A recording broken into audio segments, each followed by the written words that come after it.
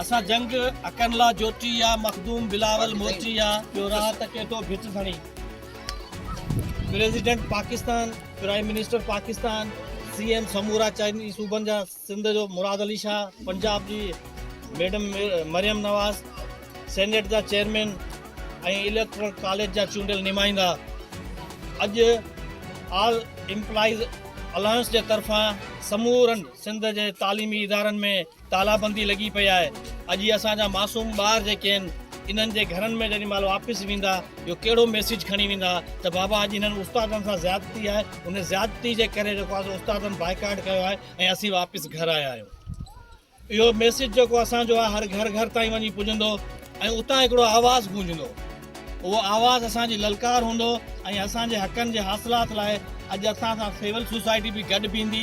असां उस्ताद अकेला न आहियूं, असांजा शागिर्द, असांजा पेरेंट्स, असांजा सिविल सोसाइटी हर मकतब फ़िक्र जो माण्हू असां सां गॾु आहे। सिविल गवर्नमेंट जा एम्प्लॉय जेतिरा बि आहिनि, हेल्थ में हुजनि, सिंध पुलिस जा हुजनि, रेवेन्यू डिपार्टमेंट में हुजनि, इरीगेशन डिपार्टमेंट में हुजनि, सभिनी जो साॻियो मामिलो आहे। मसइलो छा आहे? मसइलो इहो आहे त हिकिड़ो मुल्क ॿ दस्तूर, हिकिड़ो सूबो ॿ कानून कते तौरु मंज़ूर कोन्हे को।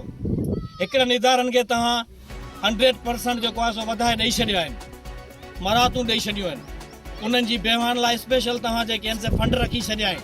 उहे बेवा थियनि थियूं त राइट ऑफ करे उन्हनि जा तव्हां कर्ज़ माफ़ था करे छॾियो, उन्हनि खे बंगला गिफ्ट था करियो।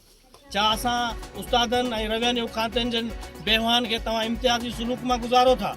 इहो तव्हां मैसेज ॾियो त बेवान में बि असां तबिका ठाहे छॾिया आहिनि। उस्तादनि जा ॿार छा यतीम ॿार आहिनि जिन्हनि जो तव्हांखे अहसासु कोन्हे, तव्हांखे क़दुरु कोन्हे?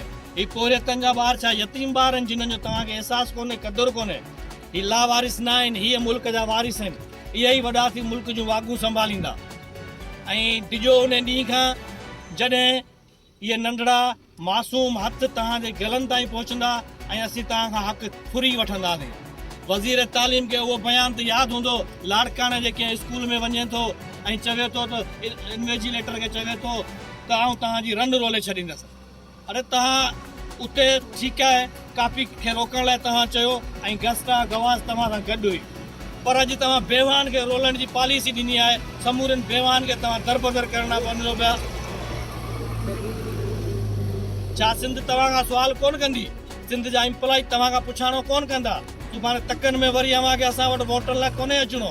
जेकॾहिं अचिणो आहे त इहो जेको इदारनि में असां एम्प्लॉयनि जॾहिं तव्हां सां एग्रीमेंट कयो, असां तव्हांखे पंहिंजो क़ीमती सरमायो जेको वक़्तु आहे, दुनिया में सभ खां क़ीमती शइ वक़्तु आहे, उहो तव्हांखे असां ॾिनी हुई ऐं तव्हां असांखे नौकिरी ॾिनी। असां तव्हांखे ख़ूबसूरत ज़िंदगी जा सुनहरी लम्हा जेके हुआ जवानी जा लिखी ॾिनासीं ऐं 60 सालनि खां पोइ तव्हां असांखे मोकिलींदो रिटायरमेंट ते। उहो एग्रीमेंट जेको जॾहिं असां जॉइनिंग कई हुई तव्हां असांखां साइन करायो हो, अॼु तव्हां उन्हनि जी इनराफ़ी करणु वञो पिया, उन्हनि में तब्दीलियूं करणु वञो पिया ऐवाननि में, त तव्हां होश जा नाखून वठो। ईअं न थिए सुभाणे इहे फ़ैसिला तव्हांजी गिची में पइजी वञनि ऐं उस्तादनि जो आवाज़ु हक़ जो आवाज़ु आहे, हीअ हुसैनियत जो आवाज़ु आहे, फतेह यकीनी असांजी थींदी। उस्ताद इताद ज़िंदाबाद। दुआ